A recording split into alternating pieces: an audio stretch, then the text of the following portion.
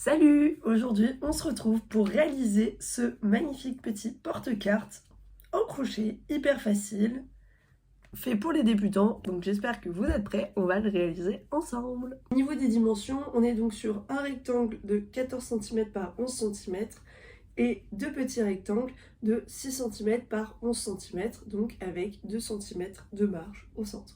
Pour réaliser ce porte-carte, moi je vais utiliser le coton Rainbow de chez Hobbii en 8 par 8. C'est un coton qui se crochette en 3,5 ou 4 mm. Et pour ce tuto, je vais utiliser du 3,5 parce que je veux un rendu bien serré. On est parti, let's go pour le tuto. Pour commencer le porte-carte, nous allons nous attaquer au premier rectangle, donc le rectangle qui fait 10 par 14 cm. Pour réaliser ce rectangle, on va commencer par une chaînette. Donc pour faire la chaînette, je fais un nœud coulant.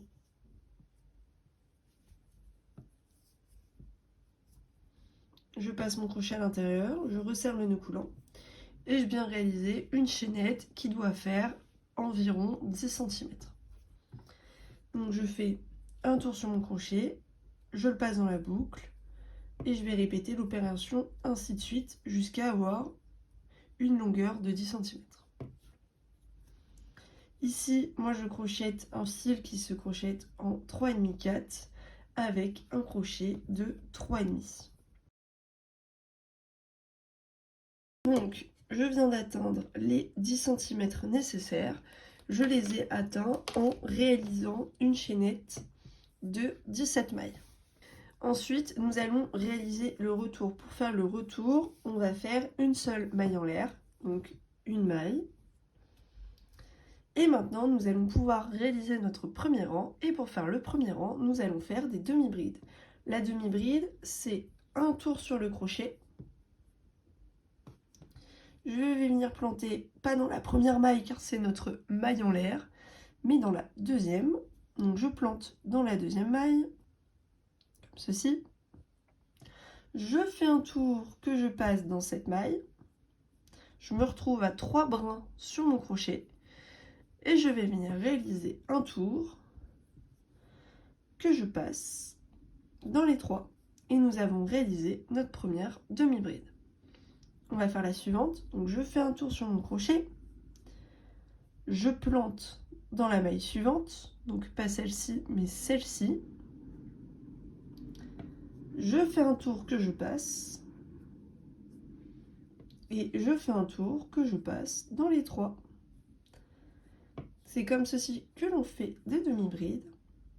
La troisième, je plante, je passe, je fais un tour et je passe dans les 3. On va venir répéter l'opération sur l'ensemble de nos mailles. Donc ici, nous allons répéter l'opération jusqu'à atteindre 17 demi-brides. Je fais un tour, je plante, je fais un tour que je passe, je fais un tour que je passe dans les 3. Je fais un tour, je plante, je fais un tour que je passe, je fais un tour que je passe dans les 3. On répète l'opération ainsi de suite jusqu'à en obtenir 17. Je viens de finir mon premier rang de demi-bride. Je vais maintenant pouvoir passer au rang numéro 2. Pour faire le rang numéro 2, je vais venir réaliser une maille en l'air pour me permettre de faire le retour. Et une fois que ma maille en l'air est réalisée, je vais venir repartir pour des demi-brides, donc un tour sur mon crochet. Je ne vais pas planter dans la maille en l'air, mais bien dans la première maille de mon rang, comme ceci. Et je vais venir réaliser des demi-brides sur toute la longueur de mon deuxième rang. Donc là, je viens de faire la première, la deuxième, et je vais faire ça jusqu'à arriver à la fin du deuxième rang. Une fois qu'on arrive à la fin de notre rang, donc là je viens d'en réaliser 15, il m'en manque 2. Donc là on voit distinctement la 16e, elle est visible et assez identifiable. Mais il ne faut pas oublier de faire la dernière qui est un peu moins visible et qui est un peu cachée, donc c'est celle-ci. Et de bien penser à la planter, sinon vous allez avoir votre deuxième rang qui sera plus court que le premier. Et voilà, donc là je viens de réaliser mes 2 premiers rangs Et donc ce qu'on va faire maintenant, c'est qu'on va réaliser cette opération, donc ce qu'on vient de faire, donc une maille en l'air, 17 demi-brides, une maille en l'air, 17 demi-brides, jusqu'à obtenir un rectangle de 14 cm de longueur.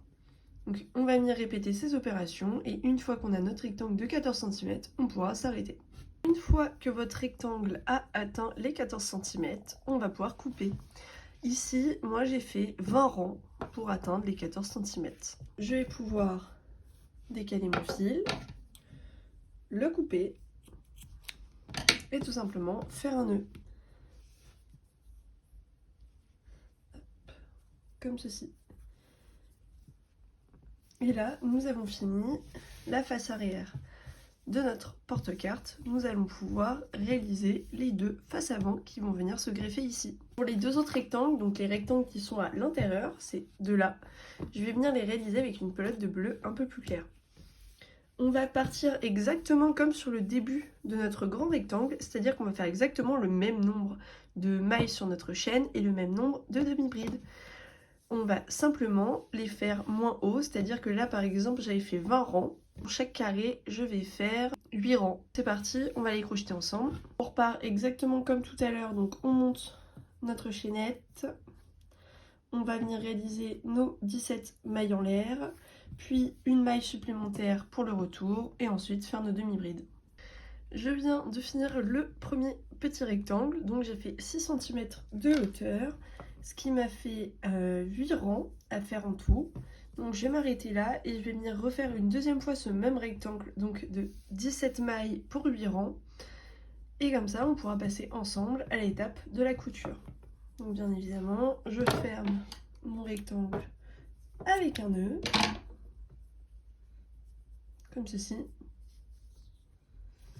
On va pouvoir le placer sur notre premier grand rectangle et réaliser le deuxième. Je viens de finir mon deuxième rectangle, donc nous avons toutes nos parties. Maintenant, on va pouvoir passer à l'assemblage. Pour l'assemblage, si vous voulez utiliser un fil qui fera toute votre couture extérieure d'une autre couleur, vous pouvez couper et faire un nœud comme pour ce rectangle-là. Si vous souhaitez faire vos coutures extérieures avec la même couleur de fil que les deux rectangles intérieurs, vous n'êtes pas obligé de couper, on va directement attacher avec le fil toujours relié à notre pelote. Au niveau de la disposition, on sera comme ça. Vous pouvez mettre des stitch markers pour les accrocher si jamais vous avez besoin, ou pour repérer les endroits où vous aurez les bords. Mais moi je n'utilise pas, je vais tout coudre comme ça à la main. Et donc c'est parti pour la couture, donc on va commencer par ce carré là. Et ce qu'on va venir faire, c'est qu'on va venir l'accrocher en faisant le tour comme ceci. Et on finira pour raccrocher ici. Pour commencer, je vais d'abord faire une maille en l'air. Comme ceci. Et donc là, je vais venir bien superposer. Donc je superpose bien mes deux parties ensemble. Et je vais repérer, donc ici, le haut de mon rectangle, ce sera à ce niveau-là. Je plante ici. Je vais planter en face, donc dans la première maille. Je vais venir planter dans la première maille ici. Et je vais tout simplement venir faire une maille serrée. Donc pour la maille serrée, je passe. J'ai deux brins sur mon crochet, parce que j'en ai pas rajouté. Et je vais tout simplement faire un tour. Comme ceci. Je vais venir planter dans la suivante. Donc là, c'est un peu à l'œil. Vous plantez à l'œil, c'est-à-dire que par exemple, là, vous voyez, j'ai des bords qui correspondent. Et du coup, je vais venir planter dans un des bords et planter en face dans le même. C'est voilà, comme ceci. Et je fais une maille serrée.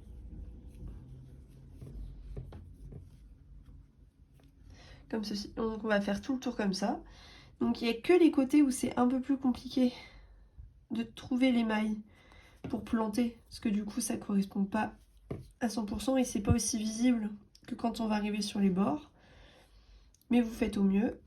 À chaque fois vous plantez en face, en espérant que ça coïncide plutôt bien.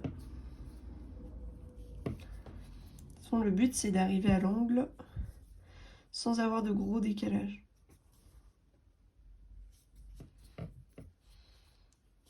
Donc on va faire tout le bord comme ça, et une fois qu'on arrive à l'angle, on va pouvoir faire le tour.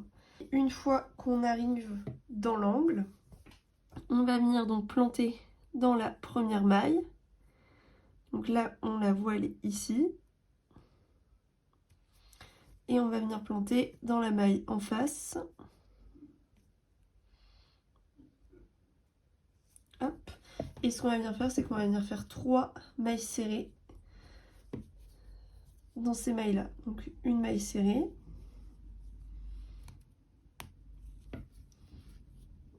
Deux mailles serrées. En fait, la deuxième maille serrée permet de faire l'angle. Et la première et la troisième permettent de faire la première maille de leur bord.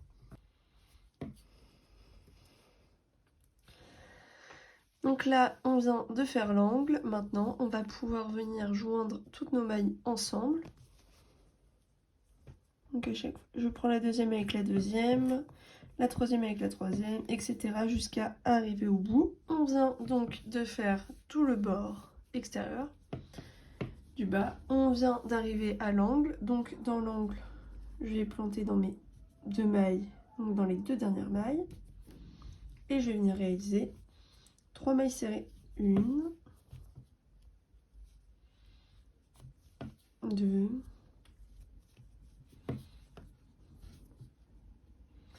et 3.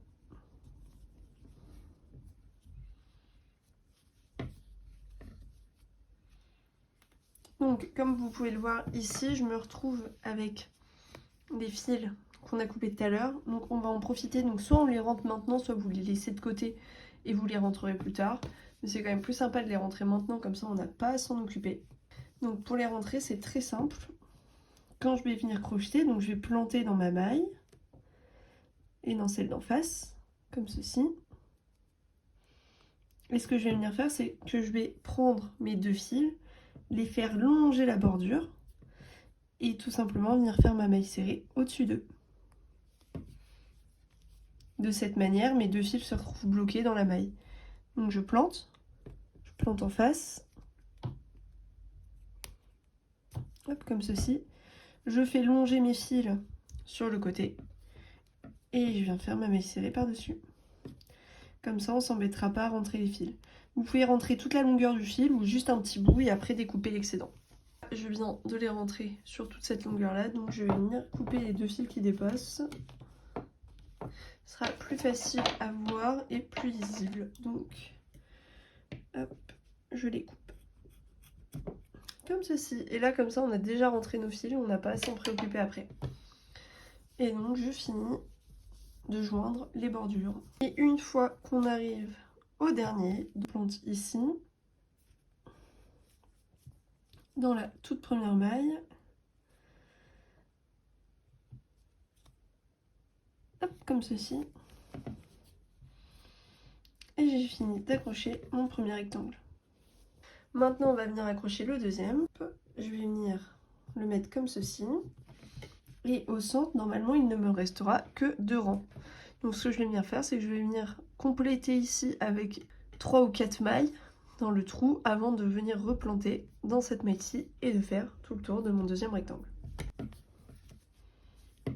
1,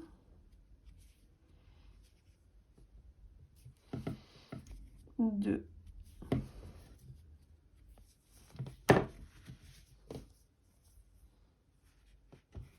on va pouvoir en refaire encore une et après j'attache.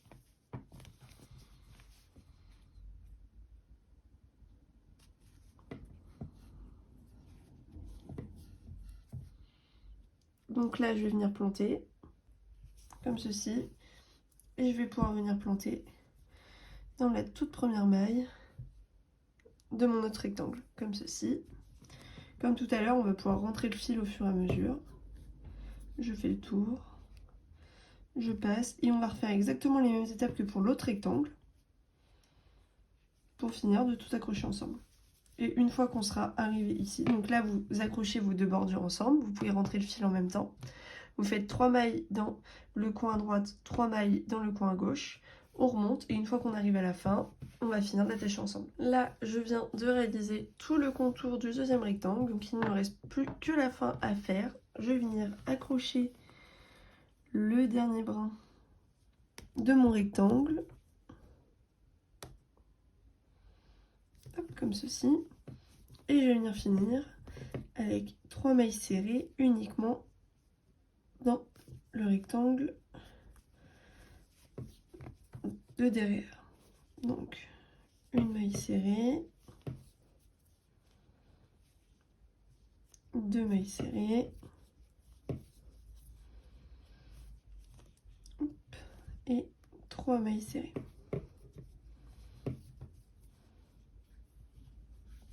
Donc là, on vient de finir de tout assembler. Il ne nous reste que à remettre notre fil et à fermer. Donc je vais venir découper une petite longueur de fil, comme ceci, me munir d'une aiguille et je vais tout simplement tirer mon fil. Hop. Je ne fais pas de nœud, je vais juste le tirer et je vais venir passer une attache dans la toute première maille, donc en passant une fois à gauche, en repassant dans la maille, et tadam, et comme ça on a reformé un V. On va venir passer à l'intérieur des mailles qu'on a créées pour la jointure, donc on va venir passer à l'intérieur, comme ceci, jusqu'à arriver au bout, et au bout on fera un nœud qu'on va rentrer. Hop là. Je tire mon fil, comme ceci. Et donc ici, on va venir faire un tout petit nœud dans le coin. Et après, on va rentrer notre fil à l'intérieur. On va couper. Hop, comme ceci. Donc je prends mon fil. Je fais un nœud que je vais serrer bien fort pour pas qu'il soit visible. Et je vais venir le rentrer à l'intérieur. Et je rentre mon fil. Hop.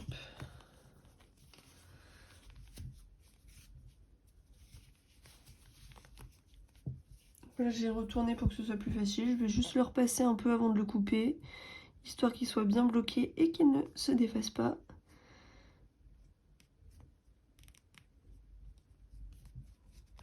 Hop.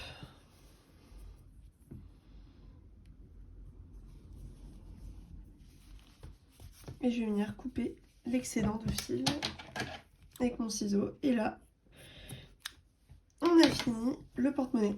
Donc, glissez votre carte à l'intérieur. Normalement, il est bien serré pour pas que la carte tombe. Et si jamais vous avez... Donc, vous pouvez trouver ça en mercerie ou autre, dans tout ce qui est un peu loisir créatif. Vous pouvez trouver des petits clips aimantés, comme ceci. Et tout simplement venir les coudre à l'intérieur de votre pochette. Comme ce qui vous permet d'avoir une fermeture magnétique et d'être sûr qu'il ne s'ouvre pas. Voilà, moi je vais pas en mettre pour celui-ci, mais vous pouvez tout simplement en rajouter si vous avez envie. Mais voilà à quoi ça ressemble une fois fini. Bien évidemment, si ce tuto t'a plu, tu peux commenter, laisser un like ou le partager à tes copains, tes amis, ta famille, qui tu veux. Et tu peux bien sûr t'abonner à ma chaîne pour d'autres tutos qui arriveront bientôt. Moi, je te fais plein de bisous et je te dis à la prochaine!